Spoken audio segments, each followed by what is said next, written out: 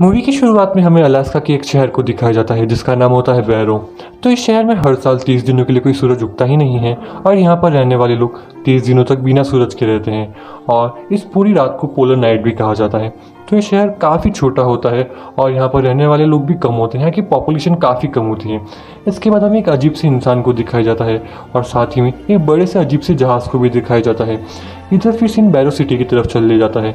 यहाँ पर चलते चलते वो अजीब सा इंसान बैरो सिटी आ जाता है। इसके बाद हमें दो पुलिस वालों को दिखाया जाता है जिनका नाम होता है बिली और एवन। तो हमें यहाँ पता लगता है कि शहर के ज़्यादातर लोगों के मोबाइल चोरी हो गए हैं और उन्हें किसी ने जला दिया है। तो एवन और बिली इसी पर काम कर रहे होते हैं और उन्हें समझ भी नहीं आता कि इस तरह की हरकत कौन कर सकता है। आज इनके यहाँ पे सूरज का आखिरी दिन होता है और इसके बाद 30 दिनों तक सिर्फ अंधेरा ही होने वाला होता है। तो फिर एवन और बिली एक जगह पर चले जाते हैं जहाँ से सनसेट काफ़ी अच्छा दिखता है और फिर यहाँ पर एवन अपनी गर्लफ्रेंड स्टेला को याद करने लग जाता है। इसके बाद हमें एवन की गर्लफ्रेंड स्टेला को भी दिखाया जाता है।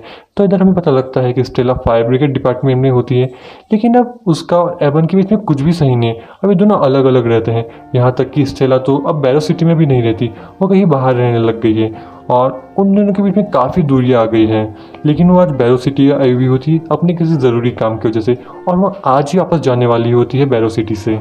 इधर सिटी में से ज़्यादातर लोग दूर चले जाते हैं सिटी से छुट्टी मनाने के लिए ताकि उन्हें 30 दिनों तक बिना सूरज के ना रहना पड़े और अब सिटी में कुछ ही लोग बचते हैं। इसके बाद हमें कुछ कुत्तों को दिखाया जाता है।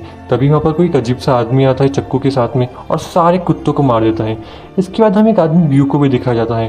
जहाँ पर व्यू का काम होता है शहर के रोडों को साफ रखना, जहाँ पर शहर के सभी रोडों से बर्फ हटाकर उन्हें साफ रखता है। उसके पास कई सारी बड़ी बड़ी मशीन्स भी होती हैं। इधर स्टेला जब वापस एयरपोर्ट के लिए जा रही होती है तो बीच में एक आदमी की गलती की वजह से उसकी गाड़ी एक बड़ी सी बर्फ़ हटाने वाली मशीन से जाकर टकरा जाती है और इस वजह से उसकी गाड़ी वहीं पर खराब हो जाती है। अब क्योंकि उसे एयरपोर्ट जाना था और उसे काफ़ी जल्दी भी थी तो यहाँ पे फिर अपने एक्स बॉयफ्रेंड एवन को कॉल कर देती है मदद के लिए। तो एवन यहाँ पर खुद तो नहीं जाता लेकिन अपने दोस्त बिली को भेज देता है स्टेला की मदद करने के लिए। वो यहाँ पर उससे नाराज़ भी हो जाता है क्योंकि वो सिटी भी आई हुई होती है और उसने उसे बताया भी नहीं होता है। इधर हमें पता लगता है कि एवन की दादी पुलिस स्टेशन में एक ऑपरेटर का काम करती है। तो फिर अपनी दादी के कहने पर एवन यहाँ पर मिस्टर जॉन्स और उनकी पत्नी से मिलने चले जाता है। तो वहाँ पर जाने पर उसको पता लगता है कि मिस्टर जॉन्स के सभी कुत्तों को किसी ने मार दिया। यह सब देखकर एवन को काफ़ी अजीब लगता है क्योंकि पहले सिटी में ऐसी कोई हरकत कभी हुई नहीं।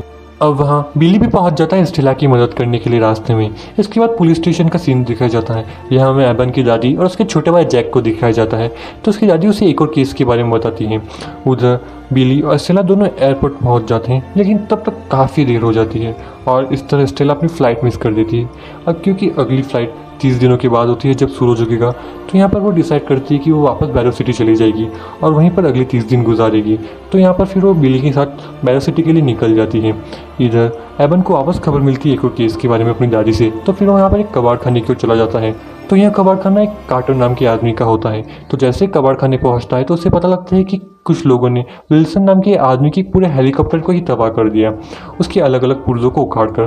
तो यहाँ पर कुछ समझ नहीं पाता कि एक साथ इतनी सारी दिक्कतें कैसे आ सकती है शहर में। इसके बाद हमें एक आदमी गस को दिखाया जाता है। तो यहाँ पे गस का काम शहर के मेन जनरेटर पर होता है। तो यहाँ पर मेन जनरेटर की देखभाल करता है। तो अचानक से उधर की लाइट कट जाती है। तो जैसे गस बाहर देखने जाता है कि गड़बड़ क्या है, इतने में तो कुछ लोग उसके ऊपर हमला कर देते हैं और उसे यहाँ पर मार देते हैं। इसके बाद सीन शहर के एक होटल की तरफ चले जाता है। यहाँ हमें उसी अजीब से आदमी को दिखाया जाता है। तो वो होटल में जाकर शराब और कच्चा मांस मांगता है। तब जो होटल की मालकिन होती है उसे शराब और कच्चा मांस देने से मना कर देती है क्योंकि यहाँ 30 दिनों के लिए उनके यहाँ शराब बैन होता है। तो यहाँ पर जब उसे मना कर देती है तो आदमी यहाँ पर होटल की मालकिन को डराने लग जाता है। इतने में तो एवन भी वहाँ पहुँच जाता है और उसे उस आदमी के ऊपर शक होने लग जाता है। तो फिर उसे यहाँ पर पकड़ने की कोशिश करता है लेकिन वो आदमी यहाँ पर एवन के ऊपर उल्टा हमला कर देता है। लेकिन इतने में तो स्टेला भी वहाँ पहुँच जाती है और फिर गन पॉइंट की मदद से एवन उस आदमी को पकड़ लेता है। तो फिर एवन उस आदमी को लेकर पुलिस स्टेशन आ जाता है। वहाँ स्टेला भी उसके साथ चली जाती है ताकि वो एवन की दादी और उसके छोटे भाई जैक से मिल सके। तो यहाँ पे एक तरह से जो स्टेला होती है एवन की फैमिली मेम्बर होती है, लेकिन अब उन दोनों के बीच जब कुछ सही नहीं होता तो दोनों अलग अलग रहने लग जाते हैं। वहाँ स्टेला को देखकर एवन की दादी और जैक काफ़ी खुश हो जाते हैं। इधर भी अजीब से लोग यहाँ पर अपने हमले को तेज़ कर देते हैं। अब ये शहर के दूसरे लोगों को भी मारना शुरू कर देते हैं। इधर जब एवन उस अजीब से आदमी से पूछताछ कर रहा होता है तो उसे कुछ नहीं बताता, बस यही रट लगाए होता है कि वे लोग आएंगे, मुझे बचाएंगे और तुम सभी लोगों को मार देंगे। तो यहाँ पर जो एवन होता है उसे लाइटली लेता है और उसके बाद तो वो ज़्यादा ध्यान नहीं देता। फिर थोड़ी ही देर में पूरे शहर की लाइट चली जाती है। तो यहाँ पे फिर जो एबन होता है वो गस के पास जाने का डिसाइड करता है ताकि वह देख सके कि आखिर दिक्कत क्या हो गई है। तो जैसे ही मेन जनरेटर के पास पहुँचता है तो उसे पता लगता है कि गस की तो मौत हो चुकी है। तो वहाँ पर गस को मरा देखकर एवन काफ़ी डर जाता है और फिर वो फटाफट वापस पुलिस स्टेशन की ओर निकल जाता है। रास्ते में आते वक्त ये सभी लोगों को बता देता है कि शहर में कुछ न कुछ गड़बड़ है और सभी लोगों को उनके घर जाने की हिदायत भी दे देता है। इधर भी अजीब से लोग मिस्टर जॉन्स और उनकी पत्नी के ऊपर हमला कर देते हैं। तो मिस्टर जॉन्स की पत्नी को तो मार देते हैं, लेकिन वो मिस्टर जॉन्स को घायल छोड़कर वहाँ से भाग जाते हैं। तो फिर मिस्टर जॉन्स काफ़ी डर जाते हैं और फिर घबराहट में वे घर के नीचे जाकर छुप जाते हैं। इधर पुलिस स्टेशन में वो आदमी यहाँ पर एवन के भाई, जेक, उसकी दादी और स्टार तीनों को डराने लग जाता है और उन्हें बोलता है कि वे सभी लोग तुम्हें काफ़ी दर्दनाक मौत देंगे। और फिर वो यहाँ पर बहाना बना के एवन के छोटे भाई जेक को उसके पास बुला लेता है और फिर उसके यहाँ पे गर्दन पकड़ लेता है। लेकिन इतने में तो एवन भी वहाँ पहुँच जाता है और उसके हाथ पर एक गोली मार देता है, जिससे वो आदमी यहाँ पे घायल हो जाता है। लेकिन अभी भी आदमी यहाँ पर हंसने लगता है और उन सभी को बोलता है कि वे लोग आएंगे और तुम्हें इस चीज़ की सज़ा देंगे और तुम सभी को मार देंगे। तो यहाँ पे जो एवन होता है फिर हथकड़ी की मदद से उस आदमी को जेल की सलाखों से बांध देता है और अब सभी लोग डर जाते हैं। और अब यहाँ पर एवन और बाकी सबको भी यकीन हो जाता है कि शहर में कुछ लोग आ गए हैं और यहाँ शहर में सभी लोगों को मार रहे हैं। तो यहाँ पे जो फिर एवन और स्टेला दोनों डिसाइड करते हैं कि बाहर जाकर देखेंगे कि शहर में यहाँ पर कौन हुड़दंग मचा रहा है।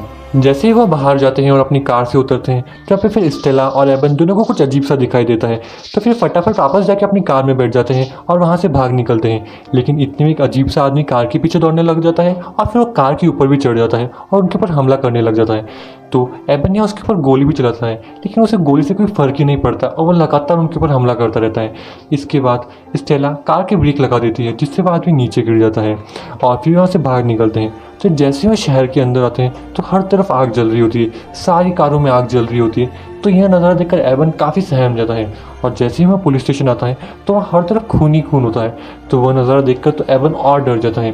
तो फिर यहाँ पे वो अजीब से आदमी से पूछने लग जाता है कि वहाँ हुआ क्या, लेकिन उसे कुछ नहीं बताता और बस यही बोलता रहता है कि वे लोग मुझे नहीं ले गए उनके साथ में, अब मैं क्या करूँ। तो एवन उस आदमी से काफ़ी चिढ़ जाता है और फिर उस आदमी को उसी के हाल पर छोड़कर वहाँ से चला जाता है। इधर हमें दिखाया जाता है कि पुलिस स्टेशन पर जब हमला हुआ था उस समय एवन की दादी तो मारी जाती है, लेकिन उसका छोटा भाई जैक बच जाता है और फिर वह एक होटल में जाकर छुप जाता है दूसरे लोगों के साथ में। इधर हमें यह भी पता लग जाता है कि जो अजीब से लोग यहाँ पर बैरो सिटी में लोगों को मार रहे हैं और सब कर रहे हैं वे असल में वैम्पायर से, और वे उसी बड़े से जहाज़ से आए हैं जो जहाज़ हमें स्टार्टिंग में दिखाया गया था। और जो अजीब से आदमी को एवन ने पकड़ रखा है पुलिस स्टेशन में, उसी ने इन सारे वैम्पायर्स की हेल्प करी यहाँ सिटी तक आने में। अब ये सारे वैम्पायर शहर के सभी लोगों को मारना शुरू कर देते हैं। तो यहाँ पे इंसान भी उनके ऊपर जवाबी हमला करते हैं, उन्हें गोली से मारते हैं, लेकिन उन्हें गोली से तो कोई फ़र्क ही नहीं पड़ता और अब ये शहर के ज़्यादातर लोगों को मार देते हैं यहाँ पर। अब धीरे धीरे करके शहर के ज़्यादातर इंसान मारे जाते हैं और अब एवन भी जैसे तैसे करके स्टेला के साथ उस होटल में पहुंच जाता है। वह अपने छोटे भाई जैक को जिंदा देखकर एवन काफ़ी खुश हो जाता है। अब जितने भी सब लोग होटल में होते हैं वे यहाँ पर समझ जाते हैं कि वे उन वैम्पायर्स का मुकाबला तो नहीं कर सकते। तो फिर यहाँ पे कार्टर नाम का आदमी होता है, वह उन लोगों को बोलता है कि उन्हें उसके कबाड़ खाने जाना चाहिए, क्योंकि उसके कबाड़ खाने में एक जनरेटर भी है और उसका कबाड़ खाना काफ़ी सुरक्षित भी है। लेकिन यहाँ पे जो एवन होता है वह कबाड़ खाने जाने से डरता है, क्योंकि वह कबाड़ खाना शहर की दूसरी छोर पर होता है और वो काफ़ी दूर होता है। तो यहाँ पे फिर सभी लोग वापस डिसाइड करते हैं कि उन्हें चार्ली नाम के आदमी के घर की चले जाना चाहिए, क्योंकि उसके घर पर एक सीक्रेट प्लेस है जहाँ वे सभी छुप सकते हैं। तो यहाँ पे जो एवन होता है कार्टर को जिम्मेदारी दे देता है सभी लोगों को सुरक्षित चार्ली के घर तक ले जाने के लिए, और खुद चला जाता है कुछ ज़रूरी सामान लेने के लिए ताकि वे सब लोग वैम्पायर से लड़ सके। तो फिर यहाँ पे स्टेला भी उसके साथ चली जाती है। तो जैसे वो कार लेके बाहर निकलते हैं तो इतने वहाँ पर पूरा एक वैम्पायर्स का झुंड आ जाता है और उनकी कार को पलट देता है। तो जैसे वहाँ पे वैम्पायर्स उन्हें मारने वाले होते हैं इतने में तो ब्यू वहाँ पहुँच जाता है अपनी बड़ी सी मशीन लेकर और वहाँ पर घूम रहे कुछ वैम्पायर्स को तो मार भी देता है। और फिर स्टेला और एवन को अपनी कार में बिठा लेता है और फिर वो वहाँ से फटाफट चार्ली के घर चले जाते हैं और उसकी सीक्रेट प्लेस पर चले जाते हैं। फिर सीन पुलिस स्टेशन की तरफ चले जाता है। यहाँ हमें पता लगता है कि उस अजीब से आदमी का मानना होता है कि अगर वो वैम्पायर्स की मदद करेगा लोगों को मारने के लिए तो फिर सारे वैम्पायर उसे उनकी गैंग में शामिल कर लेंगे। लेकिन उसका यह यकीन गलत निकल जाता है और वैम्पायर ग्रुप का लीडर पुलिस स्टेशन पहुंचता है और उसे यहाँ पर मार देता है। इधर उन सभी लोगों को चार्ली के घर में रहते हुए 7 दिन हो चुके होते हैं। उन्हें यहाँ पर हर दिन गुजारने में काफ़ी मुश्किल होती है, क्योंकि वहाँ पर लाइट भी नहीं होती, उन्हें अंधेरे में रहना पड़ता है, वह जगह भी काफ़ी छोटी होती है, वहाँ खाने पीने का सामान भी काफ़ी कम होता है और हर पल उन्हें वैम्पायर्स का डर भी सता रहा होता है। तब ये सभी लोग काफ़ी परेशान हो जाते हैं। इधर जब 7वें दिन एवन खिड़की से बाहर नज़र डालता है तो उसे बीच सड़क पर एक लड़की दिखाई देती है और वही लड़की यहाँ पे मदद के लिए पुकार रही होती है। तो एबन उसकी मदद करने का सोचता है, लेकिन जैसे वह बाहर दूसरी तरफ नजर डालता है तो उसे पता लगता है कि ऊपर छत पर कई सारे वैम्पायर्स घूम रहे होते हैं। तो यहाँ पे वो समझ जाता है कि वैम्पायर्स उस लड़की को एक चारे की तरह इस्तेमाल कर रहे हैं, ताकि जो कोई भी उसे बचाने के लिए बाहर आए तो वे उसे भी मार सके। तो फिर एबन यहाँ पे बाहर नहीं निकलता, और इसी तरह जो लोग भी कोई छुप रहे होते हैं वे भी बाहर नहीं निकलते। तो वैम्पायर ग्रुप का लीडर उस लड़की के ऊपर चिल्लाने लग जाता है, और फिर बाद में सभी वैम्पायर्स मिलकर उस लड़की को मार देते हैं। इधर चार्ली के घर पर रहते रहते सभी लोगों का सब्र का बांध भी टूट जाता है। वह जगह काफ़ी छोटी होती है और उन सभी को वहाँ पे काफ़ी परेशानी हो रही होती है। तो सभी लोग बाहर जाने की कोशिश करते हैं, लेकिन सभी लोग फिर मिलकर एक दूसरे की हिम्मत बढ़ाते हैं, फिर वहाँ पर थोड़ी और दिन गुजारने की कोशिश करते हैं। एक दिन जब एबन खिड़की से बाहर नजर डालता है तो उसे घर के नीचे कोई आदमी छुपा हुआ दिखाई देता है। तो जैसे वह बाहर जाता है तो उसे पता लगता है कि मिस्टर जॉन उस घर के नीचे छुपे हुए हैं। तो उन्हें खींचकर बाहर निकलता है। तो जैसे उन्हें बाहर निकलता है तो उसे पता लगता है कि जब वैम्पायर्स ने मिस्टर जॉन्स के ऊपर हमला करा और उन्हें घायल छोड़कर चले गए, तब अब मिस्टर जॉन्स भी वैम्पायर बन चुके हैं। तो यहाँ पर फिर मिस्टर जॉन्स एबन के ऊपर हमला कर देते हैं। फिर एबन जैसे जैसे बच के उनके ऊपर कुल्हाड़ी से हमला कर देता है और उन्हें यहाँ पर मार देता है। लेकिन इस चक्कर में एबन खुद काफ़ी थक जाता है और खुद यहाँ पर बेहोश हो जाता है, क्योंकि उसे यहाँ पर अस्थमा होता है। तो फिर स्टेला और ब्यू उसे वापस चार्ली के घर लेकर चले जाते हैं। इधर वैम्पायर ग्रुप का लीडर भी यहाँ पर मिस्टर जॉन की बॉडी को देख लेता है, तो उसे पता लग जाता है कि मिस्टर जॉन भी एक वैम्पायर बन चुके थे, और वह यह भी समझ जाता है कि अभी भी शहर में कुछ लोग जिंदा बचे हुए हैं। इधर चार्ली के घर में उन सभी के साथ एक बुढ़ा आदमी भी रह रहा होता है, जो कि मिस्टर विल्सन के पिताजी होते हैं। तो यहाँ पर वे काफ़ी परेशान हो जाते हैं उस जगह पर रहते हुए। तो यहाँ पर बाहर जाने की कोशिश करते हैं। तो यहाँ पर स्टेला और मिस्टर विल्सन उन्हें रोकने की कोशिश करते हैं, लेकिन वे यहाँ पर रुकते नहीं और बाथरूम की खिड़की की मदद से भी बाहर चले जाते हैं। तो इधर फिर मिस्टर विल्सन भी बाहर जाने की कोशिश करते हैं, तो स्टेला उन्हें भी रोकने की कोशिश करती है, लेकिन वे भी नहीं रुकते और वे बाहर चले जाते हैं। और इस तरह ये दोनों बाप बेटे यहाँ पे मारे जाते हैं वैम्पायर्स के हाथों। तब जो स्टेला होती है मिस्टर विल्सन और उनके पिताजी की मौत की जिम्मेदारी खुद ले लेती है, और वहाँ पे काफ़ी दुखी हो जाती है। लेकिन फिर एवन जैसे तैसे उसे समझाता है कि उसकी कोई गलती नहीं थी मिस्टर विल्सन और उनके पापा की मौत में। और फिर यहाँ पे एवन और स्टेला भी काफ़ी क्लोज हो जाते हैं और उनके बीच की दूरियाँ भी मिट जाती हैं। इधर उन सभी को चार्ली के घर रहते रहते काफ़ी टाइम हो जाता है और यहाँ पर खाने की काफ़ी कमी हो जाती है। तो फिर भी सभी लोग डिसाइड करते हैं कि बर्फ़ की तूफान की आड़ में शहर की ग्रॉसरी शॉप में चले जाएंगे, जहाँ उन्हें खाने का सामान भी मिल जाएगा और दवाइयाँ भी मिल जाएगी। तो फिर वे सभी लोग बर्फ़ की तूफान की आड़ में ग्रॉसरी शॉप पर चले जाते हैं, जहाँ उन्हें खाने का काफ़ी सारा सामान मिल जाता है और दवाइयाँ भी मिल जाती है। लेकिन साथ में उन्हें पता लगता है कि वहाँ एक छोटी सी वैम्पायर बच्ची भी होती है जो उनके ऊपर हमला कर देती है।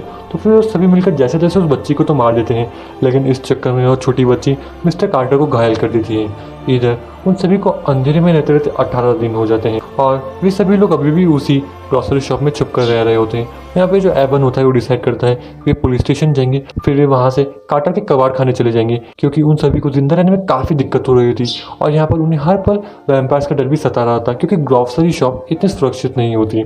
फिर यहाँ पर जो एबन होता है वो डिसाइड करता है कि वो सारे वैम्पायर्स को डिस्ट्रैक्ट करेगा ताकि सभी लोग पुलिस स्टेशन तक चले जाएं। तो अब यहाँ पे स्टेला को आइडिया आता है कि शायद तक वैम्पायर्स अल्ट्रावायलेट लाइट से डरते हैं, तभी उन्होंने शहर की सारी लाइट्स को बंद कर दिया और उन्होंने 30 दिन के अंधेरे टाइम पर ही उनके शहर पर हमला करा।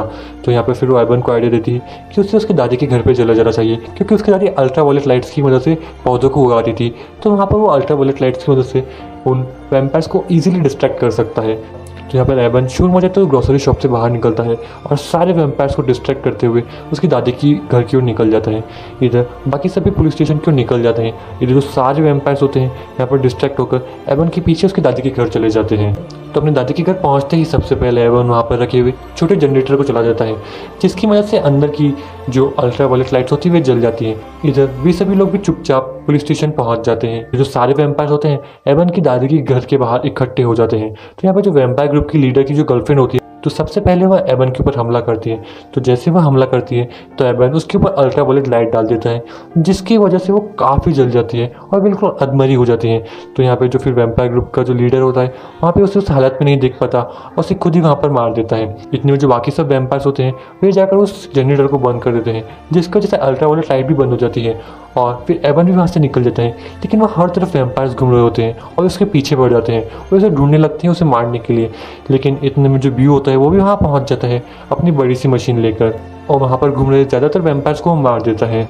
तो यहाँ पर ब्यू की वजह से एबन की जान बच जाती है और फिर वो पुलिस स्टेशन की ओर निकल जाता है। लेकिन लास्ट में जो ब्यू की मशीन होती है वो एक घर से जाकर टकरा जाती है, जिसकी वजह से उसकी मशीन वहाँ पर बंद हो जाती है और फिर जो वैम्पायर्स होते हैं यहाँ पर ब्यू को मार देते हैं। इधर पुलिस स्टेशन के अंदर कार्टर सभी लोगों को बता देता है कि ग्रॉसरी शॉप में उस छोटी सी बच्ची ने उसे यहाँ पर काट लिया था और उसे घायल कर दिया था। इस वजह से वहाँ भी अब धीरे धीरे वैम्पायर्स बनने लग गया है। तो फिर यहाँ पर वो सबको खुद को मारने के लिए कह देता है। तो फिर एबन उसे कुल्हाड़ी की मदद से यहाँ पर मार देता है।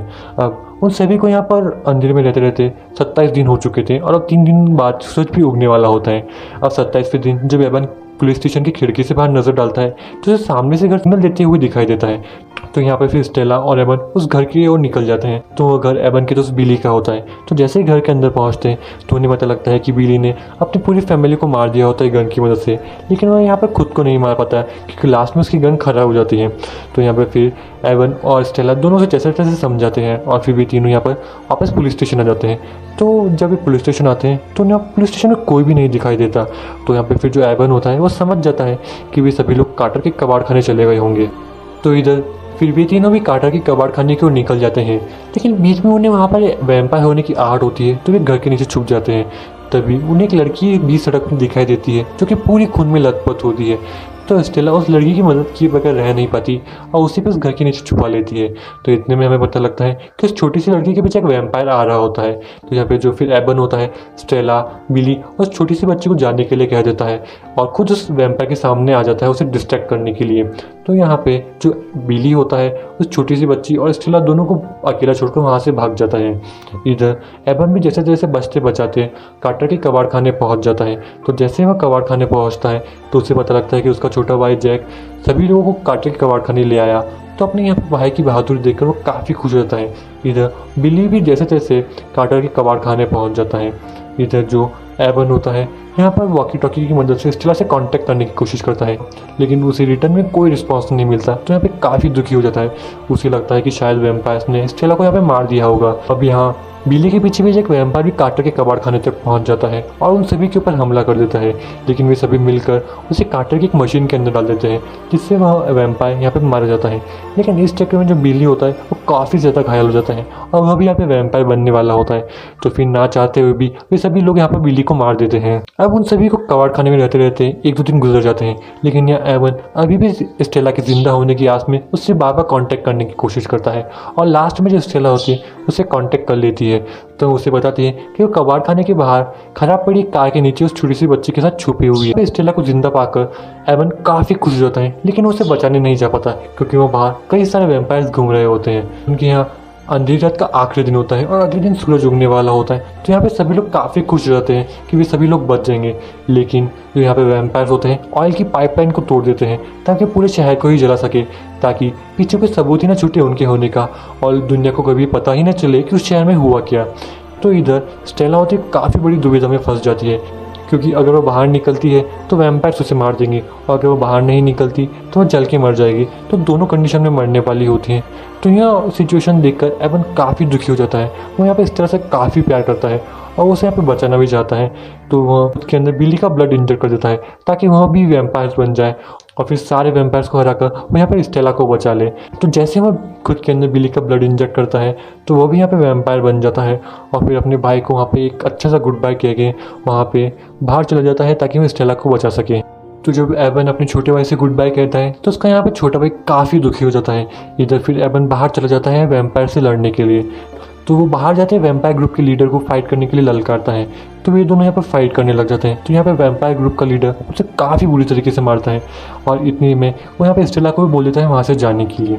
इधर उन दोनों के बीच में काफ़ी खतरनाक फाइट चलती है। यहाँ पे जो वैम्पायर ग्रुप का लीडर होता है वो यहाँ पर समझ जाता है कि एवन भी एक वैम्पायर बन चुका है, लेकिन वो उसे यहाँ पे मारने ही वाला होता है। लेकिन इतने में बिली अपने हाथ को उसके मुंह के अंदर घुसा देता है, जिसकी वजह से उसका हाथ उसके सिर के आर पार चले जाता है और यहाँ पे जो वैम्पायर ग्रुप का लीडर होता है वो यहाँ पे मारा जाता है। तो अपने लीडर को ये मरा देखकर सारे वैम्पायर्स डर जाते हैं और फिर वहाँ से भाग जाते हैं। अब यहाँ पर एवन काफ़ी खुश होता है क्योंकि उसने उसकी प्यार स्टेला और बाकी सभी लोगों को बचा लिया होता है, लेकिन अब यहाँ पे वो खुद वैम्पायर बन चुका होता है। तो यहाँ पे उन बाकी सभी वैम्पायर्स के पीछे जाने की जिद करता है ताकि वो ढूंढ के उन सारे वैम्पायर्स को मार सके। लेकिन यहाँ पे स्टेला एवन को उसी के पास रोक लेती है और फिर वे दोनों सनराइज पॉइंट पर चले जाते हैं, जहाँ से सनराइज काफ़ी अच्छा दिखता है और जहाँ पे वे अक्सर जाया करते थे। इधर स्टेला एवन से काफ़ी प्यार करती है, तो फिर वो उसे छुपने के लिए कह देती है, लेकिन एवन उसकी बात नहीं मानता और यहाँ पर उसे किस करता है और लास्ट में जैसे ही सूरज उगता है वो यहाँ पे मारा जाता है और इस तरह इस मूवी का एंड हो जाता है।